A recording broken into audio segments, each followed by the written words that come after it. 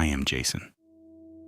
I've never told this story to anyone who didn't already know parts of it. Not because I'm embarrassed, because every time I get close to the middle of it, I watch people's faces change, and I have to finish it. And finishing it means going back there, back to that parking garage, back to that voice. So let me just start at the beginning and get through it. I was 26, living in a mid-sized city in Georgia, working at a marketing firm downtown. Nothing remarkable about my life at that point. I worked late sometimes, not because I had to, but because I lived alone, and the office was honestly more comfortable than my apartment.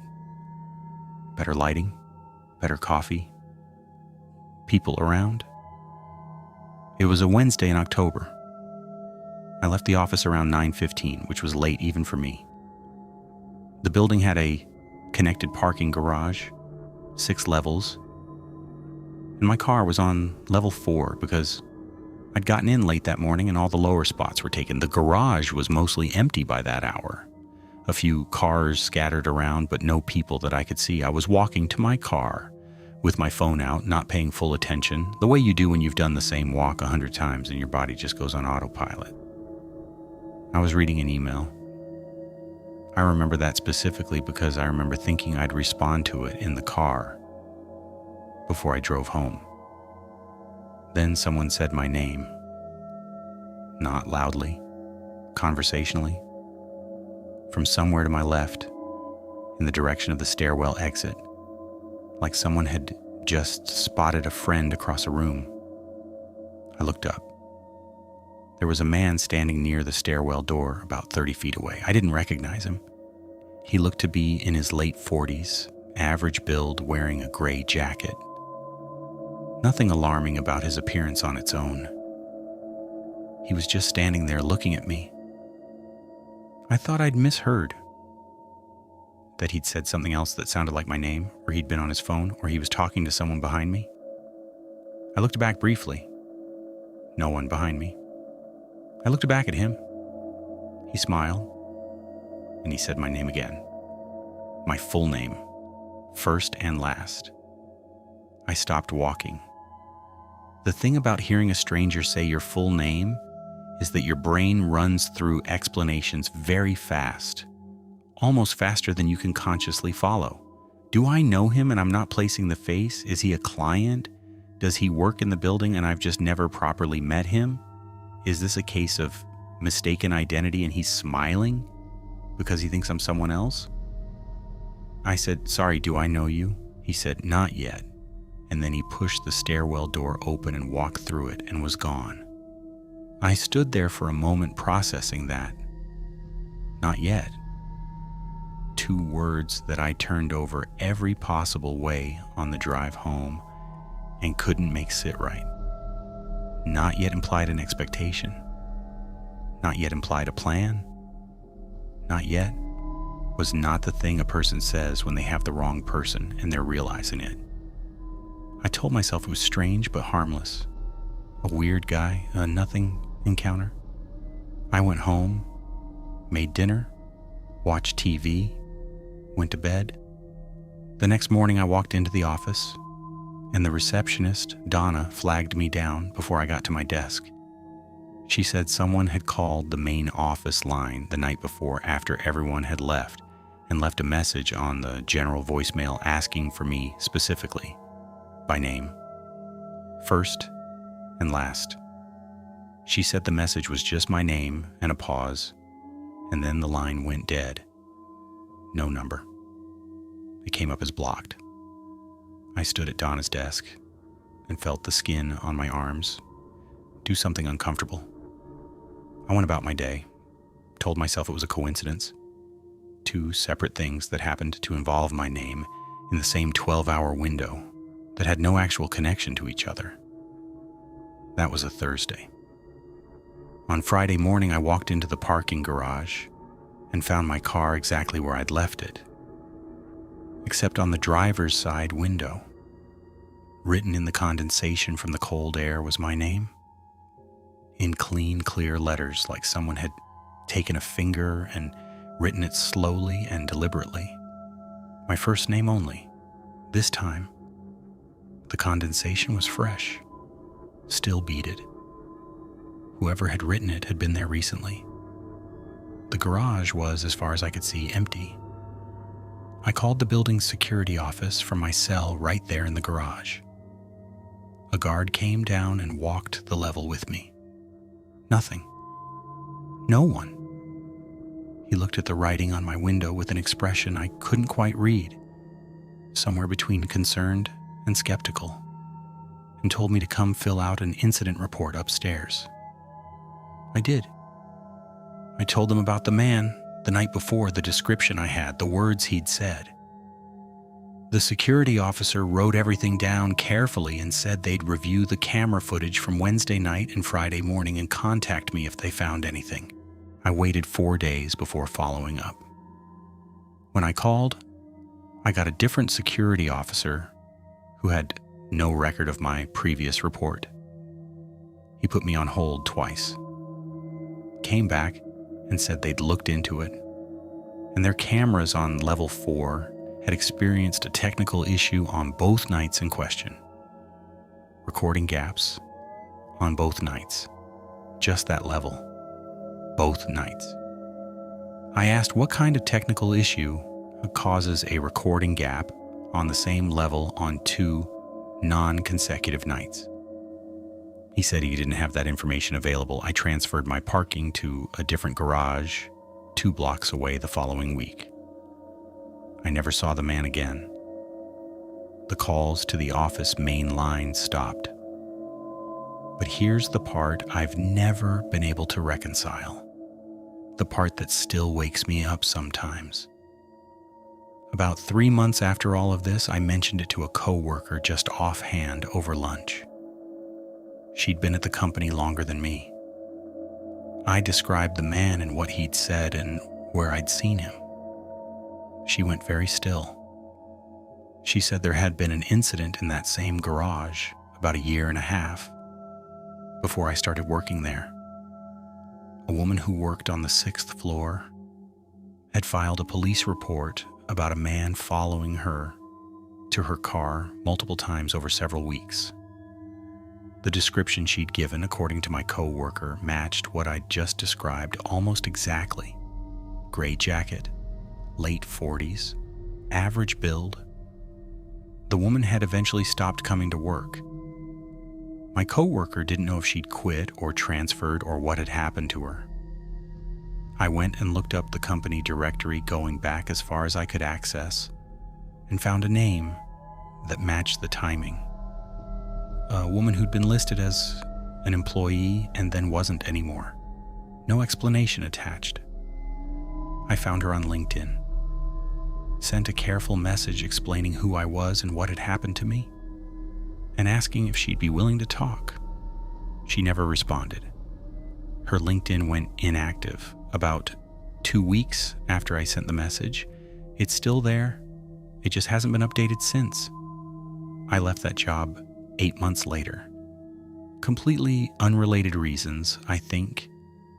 I don't fully let myself examine whether it was actually unrelated. The recording gaps are the thing I come back to most.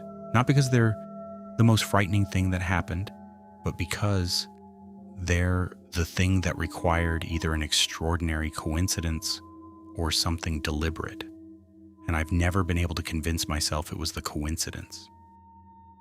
Allow me to introduce myself. I'm Logan. I grew up in a house that my parents bought when I was 4 years old, in a small town in rural Kentucky. 2-story farmhouse, maybe 100 years old, surrounded by about 8 acres of mostly field and tree line. I lived there until I left for college at 18. 14 years in that house. I want to say up front that I am not a person who believes in haunted things.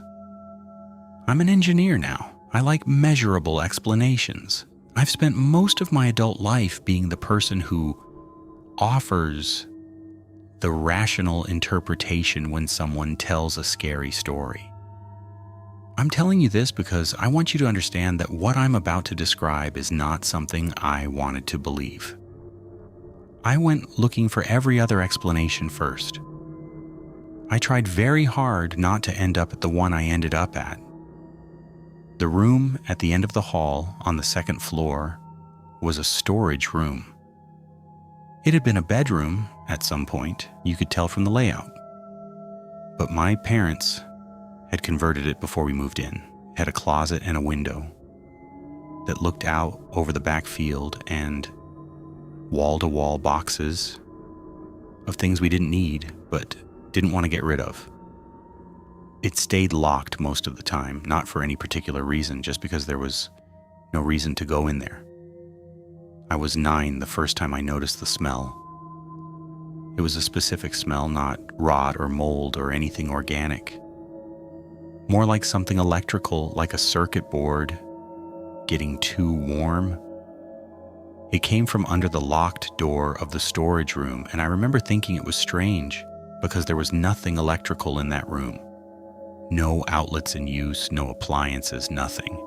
I told my mom, and she unlocked the door and checked and said she didn't smell anything and sent me to bed.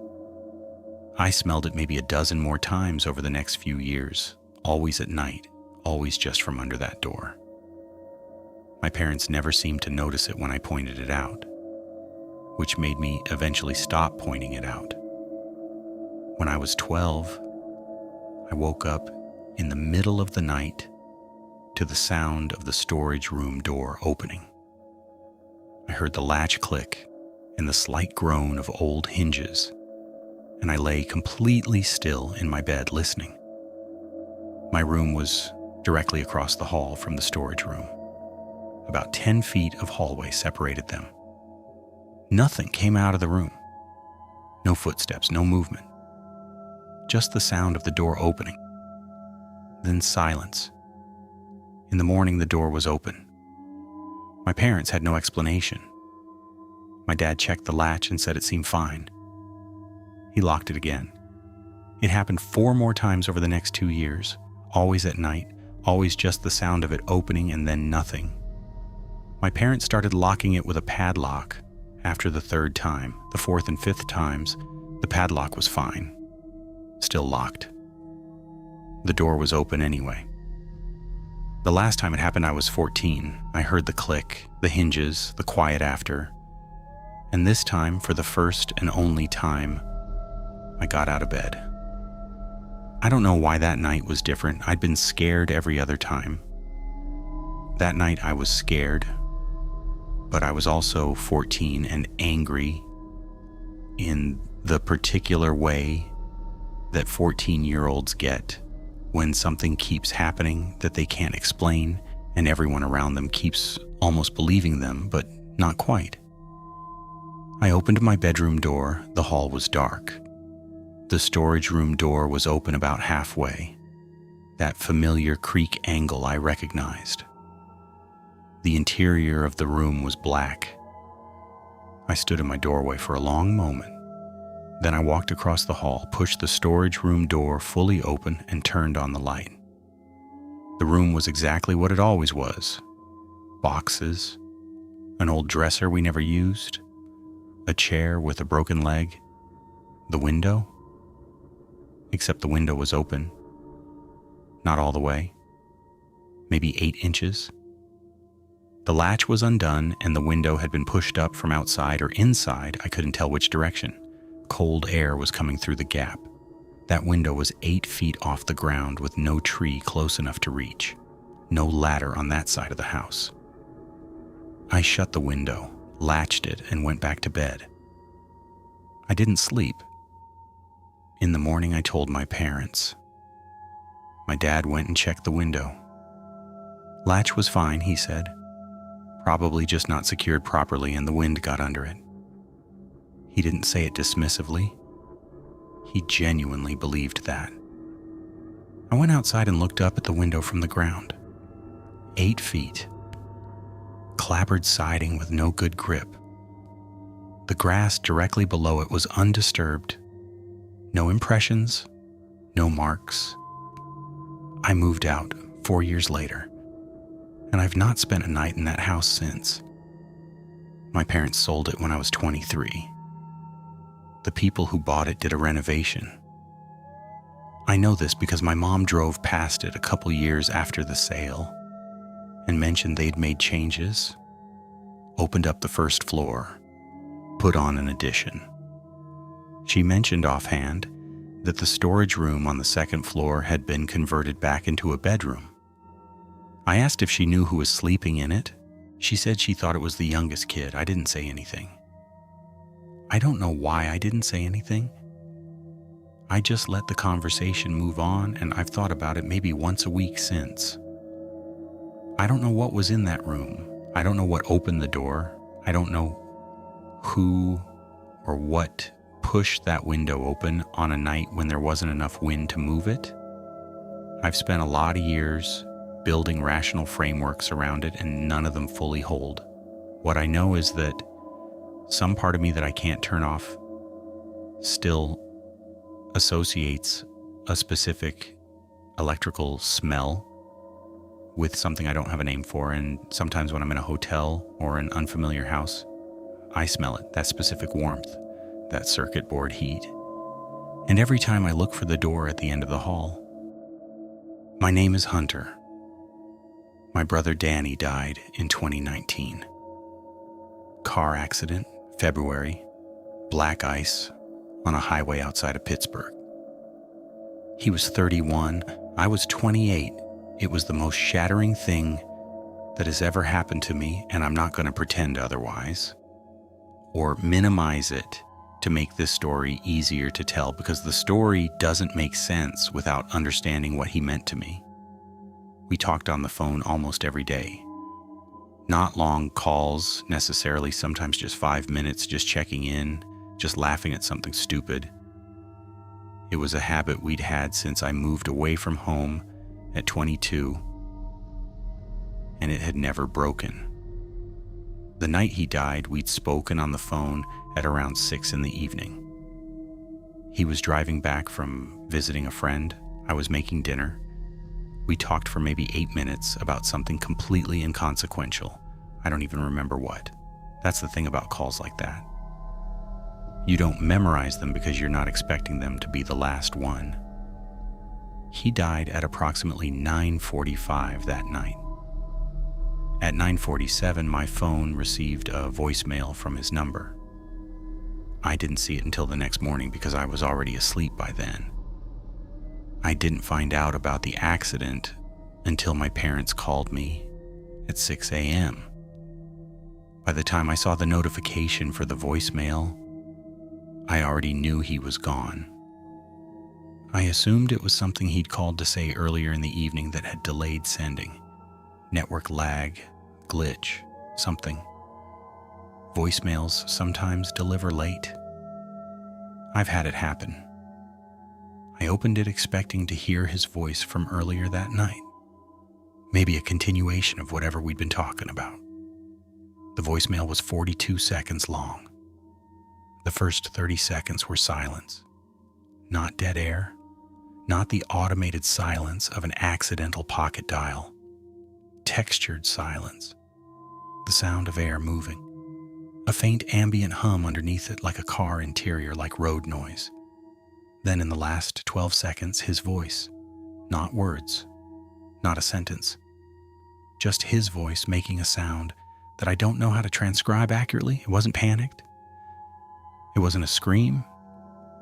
It was something lower and more sustained, almost confused, like a sound a person makes when something is happening that their brain hasn't finished processing yet. And then the voicemail ended. I've never been able to explain the timestamp. 9:47, 2 minutes after the estimated time of the crash.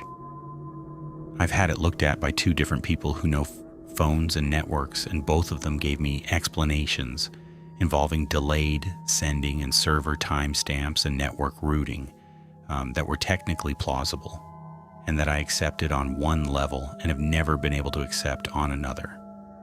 I didn't delete the voicemail for 2 years. I listened to it more times than I should have, always looking for something different in it, some new way to hear those last 12 seconds that would resolve into something I could make peace with. I deleted it eventually because my therapist told me it was extending my grief in a way that was hurting me. She was right. I knew she was right. I deleted it on a Tuesday afternoon and sat with the absence of it for a long time. 3 weeks after I deleted it, I got another voicemail from his number. His number that my parents had canceled months after he died. The voicemail was 3 seconds long. Just my name, said the way he always said it. The slight upward inflection on the second syllable that was just him. Just the way he talked. Not something I could have invented or hallucinated because I hadn't known I remembered it that specifically until I heard it. The number showed as unavailable when I tried to call it back. The voicemail disappeared from my phone within 20 minutes of arriving, and when I went to retrieve it, it was gone completely. Not in the deleted folder, not anywhere. Just gone. I've told exactly 2 people about that second voicemail. My therapist, who I think believes it was grief and pattern recognition and the mind doing what grieving minds do. And now you. I don't know what I believe. I know what I heard. And I know that I will never fully delete his contact from my phone. I've tried twice. Both times I've added it back within a day. Some part of me, the part that isn't rational and isn't an engineer and isn't interested in explainable things, is keeping that line open, just in case.